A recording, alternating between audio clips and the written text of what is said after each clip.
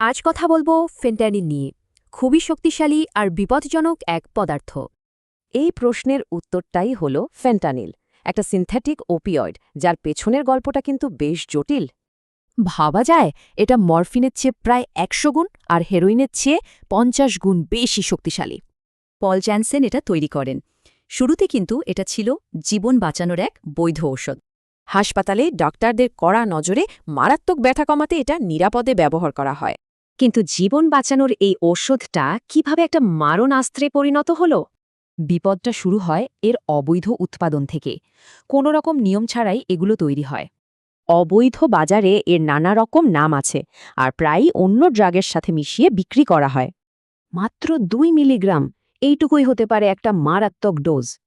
কতটা অল্প? ধরুন কয়েকটা লবণের দানার সমান। এই সামান্য পরিমাণই একজন প্রাপ্তবয়স্ক মানুষের জীবন কেড়ে নিতে পারে।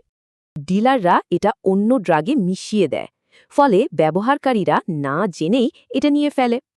এর ফল কিন্তু ভয়ঙ্কর, বিশেষ করে যদি যুক্তরাষ্ট্রের দিকে তাকানো যায়। ওভারডোজের লক্ষণগুলো চেনা খুব জরুরি। আসুন দেখে নিই সেগুলো কি কি। তবে ভালো খবর হলো এর একটা জীবন রক্ষাকারী প্রতিষেধকও আছে। এটা খুব দ্রুত কাজ করে, তবে ফেন্টানিল এতটাই শক্তিশালী যে একাধিক ডোজও লাগতে পারে। তাৎক্ষণিক বিপদের পর পুরো সুস্থতার জন্য দরকার চিকিৎসা, থেরাপি আর সবার সাপোর্ট। এখন প্রশ্ন হল, বাংলাদেশে এর ঝুঁকি কতটা, পরিস্থিতি ঠিক কী রকম?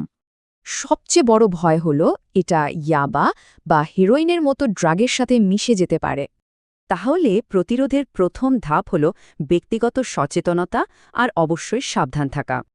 আর প্রাতিষ্ঠানিকভাবে দরকার কঠোর নিয়ন্ত্রণ, আইন প্রয়োগ এবং ব্যাপক সচেতনতা।